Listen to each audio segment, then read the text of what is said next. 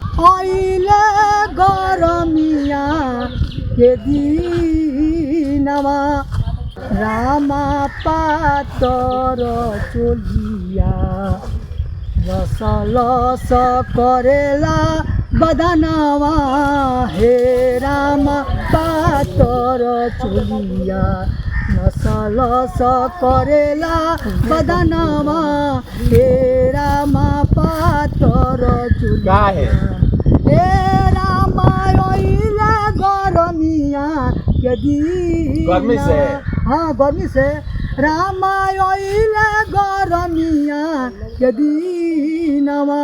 रामा पातर चोलिया लस लस परेला बदनवा रामा पातर चोलिया लस करेला बदनवा